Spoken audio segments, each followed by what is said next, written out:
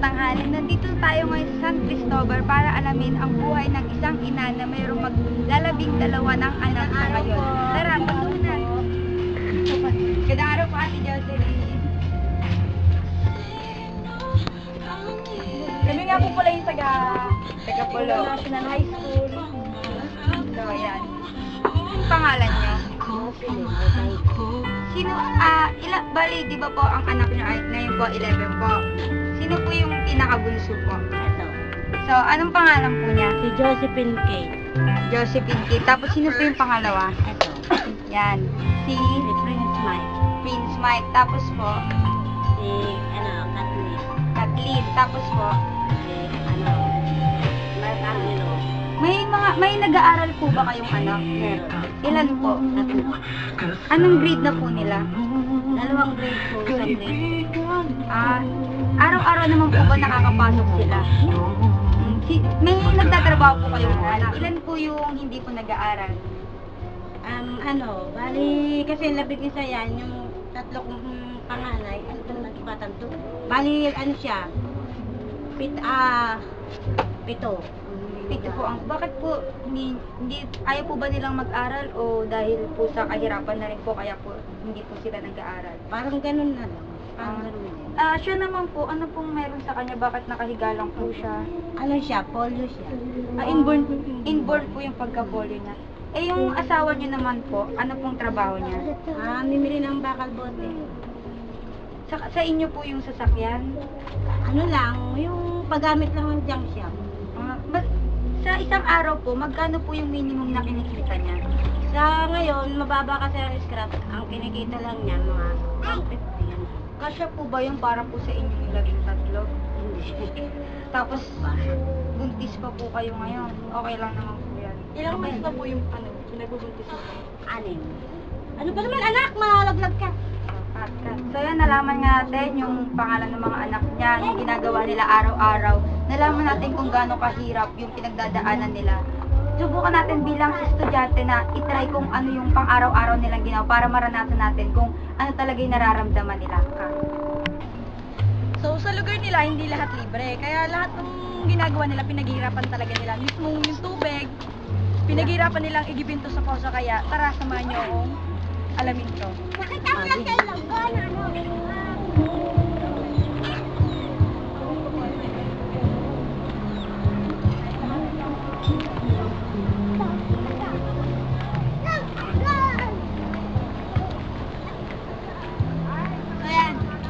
Alay pa doon nilakad namin para na makapunta dito sa poso para mag-igib ng ipapaligo ng mga bata. Pag titiwas pa ako, syempre, bumihira pa rin. Bubuhatin pa, di ba?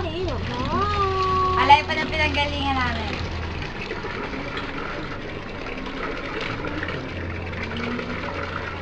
Bubuhatin ko.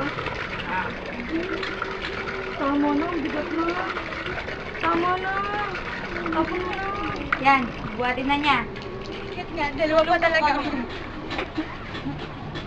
Bigat na, oh. Wala doon. Ako, dalawa pa. Gagal lang yan eh. Sa kilometro na po nilalakad namin. Sila naman paliguan yan nun eh. Itong nanay na eh, paliguan nyo.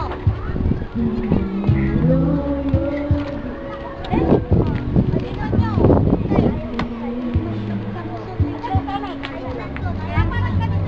Makakarat namin sa bahay nila after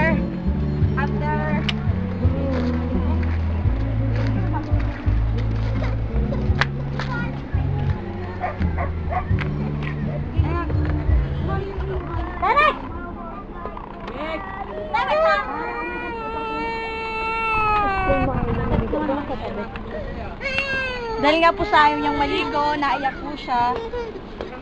Ayan po, pinipilit po talaga siyang maligo. Ayaw niya po talaga. Dali na, dali na. Ayun na po. Dali na, dali na, dali na. Tumayo ka nga! Tumayo ka nga! Tama! Dali na, dali na, dali na. Tatapos kayo yan.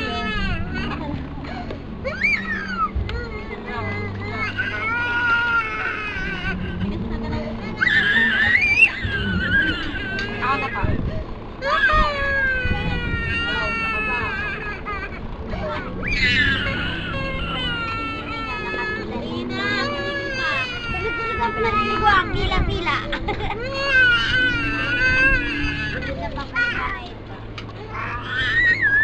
Okay, magpalikot-likot ka pa dyan.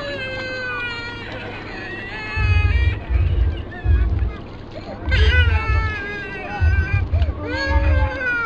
na.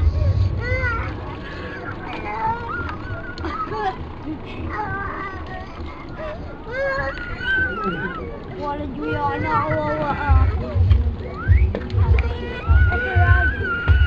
Ay, uso ko! Ayan po. Yan po yung...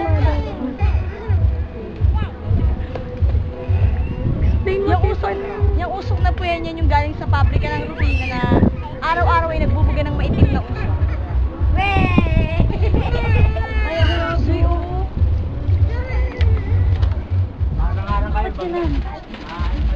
Sino nga bata? Huwag kayo dyan. Baka matalsikan kayo eh. Tama lang kami. Oo! May sibuyas. Ano dapat bumili ng sibuyas? Sibuyas wala. Pati ka bumili? Lalay, sinabi. Teka lang, pangit luto natin. Teka lang. May sibuyas. Ay, saan to nila? Ate Josie at saka yung asawa niya para naman medyo may alam tayo sa kung ano talagang nararamdaman nila dahil sa ganito yung kabuhayan. So, tara. Saan si Papa mo? Dala niyo na nga kumain. Ang gulo na ng mga batang ko. Sige, okay lang po. Kaya sa ganitong oras, nakakain na sila. Yung ibang anak ni ate, kanya-kanya na sila kain. Kumbaga, bata pa lang, alam nila kung paano kumilos sa sarili nila. Si Ate Josie, buntis siya. Ate, ilan months na pinsan niyo? 6 months na din. 38 years old na rin si ate. Tapos, yung pangangalakal nila, meron naman silang sariling sasakyan, pero pahiram yan ng junk shop na pinagbebentahan talaga nila. So, medyo madali din naman yung buhay ng pangangalakal nila kasi hindi nila kailangan magsadyak. Kailangan na lang nila ng bumili ng gas para doon sa motor para makapagkalakal sila ng maayos at mabilis. Then ayun po, ate, di ba po nasa likod kayo ng Rubina? Tapos alam po natin na masyado marami yung chemicals na binubuga nung pabrika niyo. Tapos buntis pa po kayo, yung mga anak niyo po mahibigan. Sanay na, pinasanayan na ng mga bata yan. Bali po matagal na taon na din po.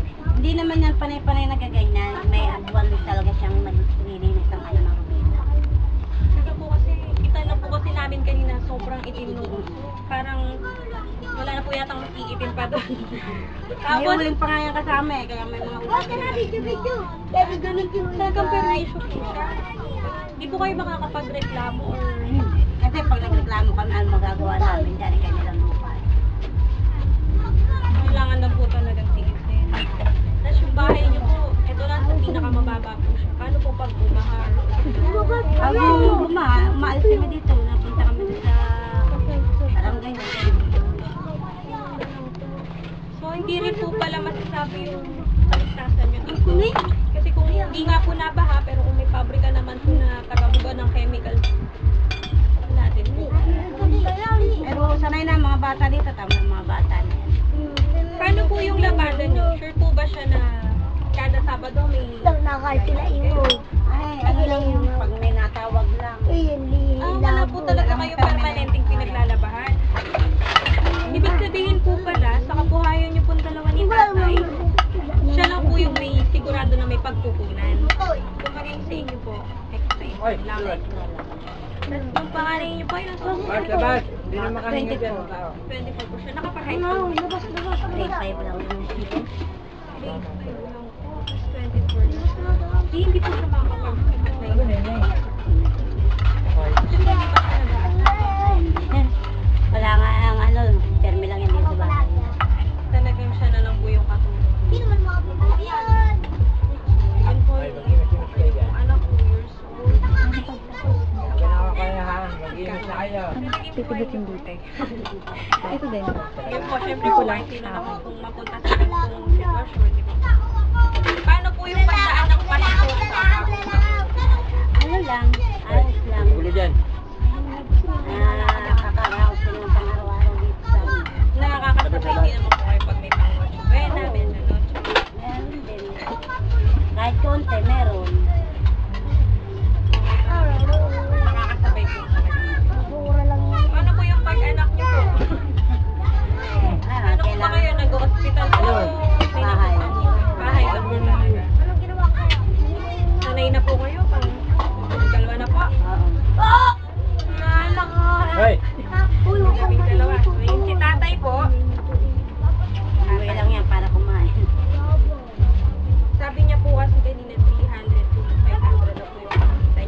ano yun, puhunan yun sa pamimili ng bote.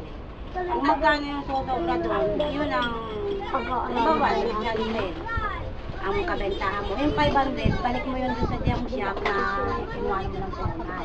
Bali yung matitira doon sa 600, yun ang iyo. Halimbawa, 600, kung mo 500, sandaan ang iyo. Ay, ganun lang po siya. Ibig sabihin po pala, yung puhunan na ginagamit nyo, Paggamit nilang jam magamit shop. po yun po. Hindi pa po totally safe yun, dali. Kaya yun nga, pag halimbawa may pera kang sarili, para maganda-gandang ano mo, income mo sa maghapon, magsarili ka. Lalabas ka magsarili. Ano po bang mas maganda, yung mga lakal ka nang namimili ka o magbabahay-bahay ka para may pamili ka? Oo, mas maganda yung bahay. Mas malaki po yung kita sa bahay. Wala na po ba kayong balak na umalis Wala naman ibang pupuntahan. Kundi dito lang. dito na mag-anak? Yung pangalawa niyo pong anak, nakakatulong pa po ba? Ano na yun, may asawa na. Napunta pa naman po siya dito. Oo, napunta. Ilan na po anak niyo? Bali na, bali ang nandito sa akin ni ano, 10. Kasi yung isa nasa pareho tira. Yung iba niyo po kamag-anak. Ano po ba kayo tayo po ba kayo or kapatid o talaga po bata Ano pa na, na po kayo? parang dito na. Kasi balik-balik na lang kami. Kapag nasyahan, umuwi na Meduro, uwi. Pag dito na talaga gusto rin natin. Wala na po kayong ibang pupuntahan para naman po mag-isip po ng sari-sari store, ganun. Para naman po maiba yung pinukunan niyo. Mahirap. Yung pwesto mo yan, ano ko yan, tindahan ko yan. Ngayon nga lang sa panahon ngayon, wala na ko nakikita kasi. Ibig sabihin po pala, as long as kaya niyo po sumadlay ng iba, nakakapag-sideline po. Mabuti pala madiskarte po kayo, ano po? Kaya iyaw-iyaw ako dyan. Pag, kaya nga ako malis kanina, natalo ko ng pumunta. Eh, Lunes pa raw. Si, ito po, ilang taon na po siya? Magti-21 ngayong March. Ano pong pangalan niya? Fidel Jr. Si Del Jr. po, junior pa po siya ni tatay, ano po? Ganyan na lang po talaga. Hindi na po siya kaya ng gamot, ng doktor. Yan ang ID ng anak kong napasok ng bandi.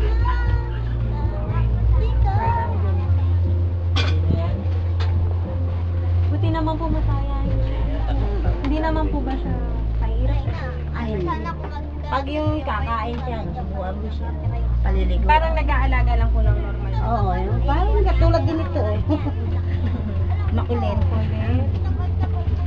Wala po ba kayong balak magpalaigi? Para Hindi na ako pwede magpaligid kasi may edad. Kumbaga, ano. eh, syempre po, mas madami, parang makakasama naman po yata sa kanya. Ay, siguro, last na rin. Labing-dalawa na eh. Pero bata pa po kayo, 38 pa po. Magpo-40 na ako ngayon. Anong 42? Ano, dati, 39 na naman. Tapos po yung pag-igib nyo ng tubig, kayo pa rin po. Ay, hindi. Yung aking mga anak na lalaki bago umalis magsama sa pamamasura, yan sila lagi. Ano, uutusan na naman sila. Kasi may anak na akong nagpapainante sa truck ng basura. Bago yung isa kong lalaki na nakita mo, namimili rin ng bote. Wala naman po kayong pag-ibig na Bagay, may nakakatulong din naman. Lumabas na nga kayo doon. Sarap.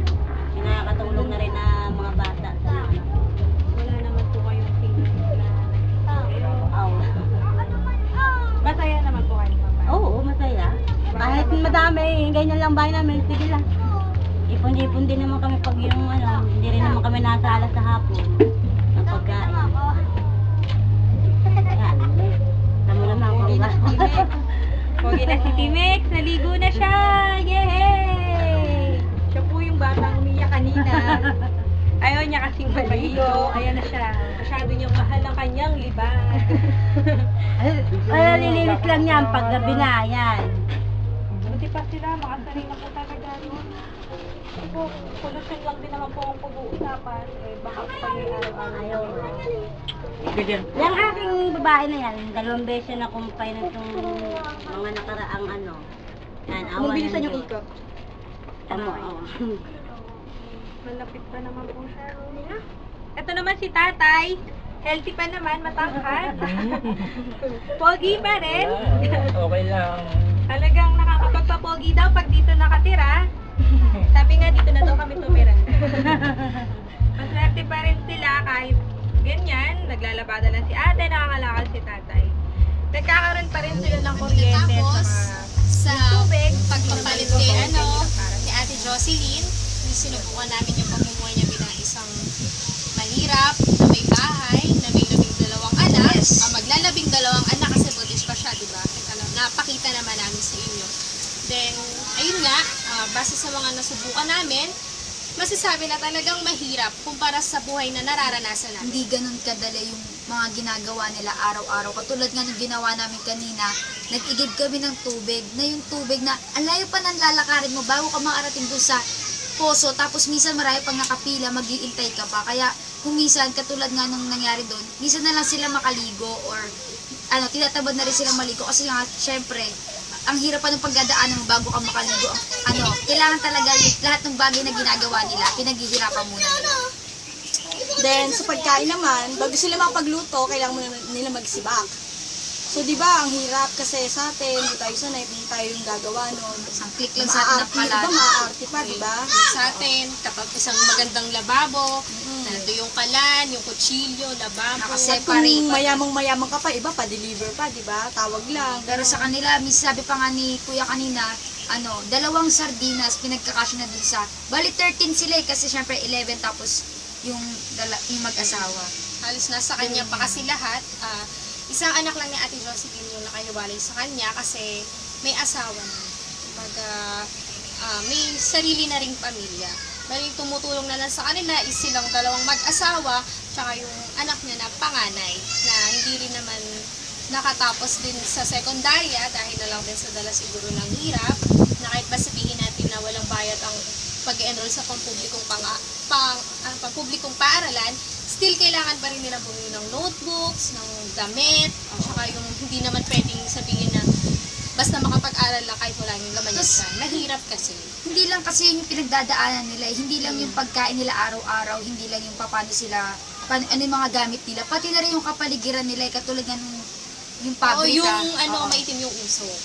Na nilalabas nung Halos langhap nila lahat. Kami nga nakatayo lang kami doon. Wala pa kaming 30 minutes or 10 minutes na nakatayo doon kasi hindi kami ganun katagal nakatayo.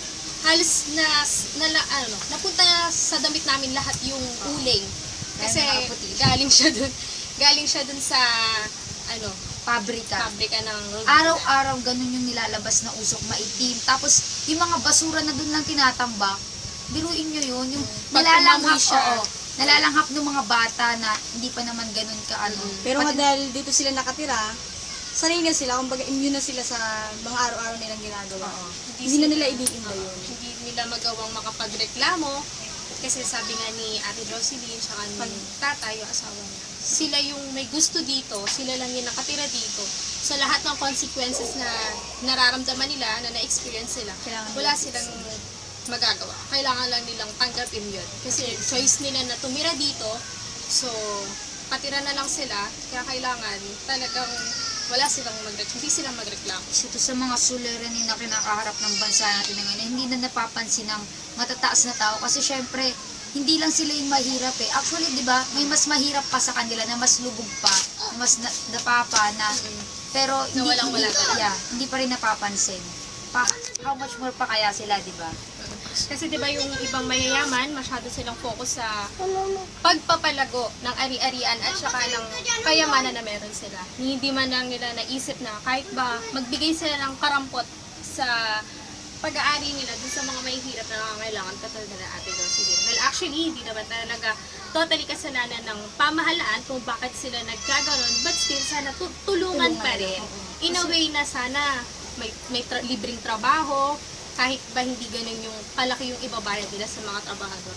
Kasi ang hirap talaga ng buhay nila na araw-araw nagawa. Sobrang challenging. challenge. Sobra. Talagang kahit sino magsisisi pag naging ganun yung buhay. Pero Pero sabi sila- nga ni Ate Jocelyn, Oo. masaya naman.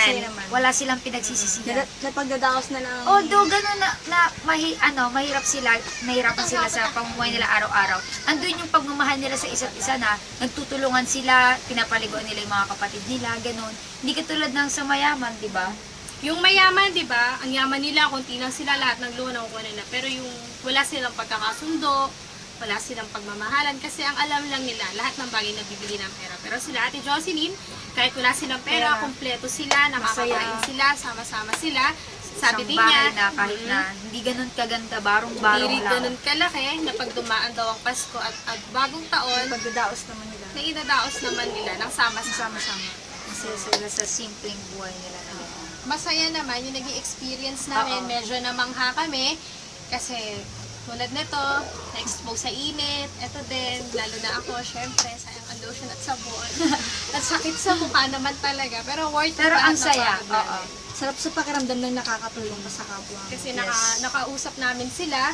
Yung feelings nila, wala din namang plastic na masaya sila. Talaga makikita mo sila ng masaya. Natural. Bukal sa loob. Oo, natural yung ginagawa nila eh. Normal na sa kanila yung ganyang buhay. Na wala na silang doubt. Araw-araw nila paulit-ulit lang kasi nangyayari sa buhay nila eh. Gigising, magtatrabaho Sanay sila. Oo, wala Sana na. yan na lang talaga. Pero Kaya, kung sa atin, bagong tira dyan, malamang sa atin, magre-reklamo tayo. Pero sa klase nila, sanay na sila. Sabi nga ni tatay, mas gusto na nila na nakatira sila sa ganyan.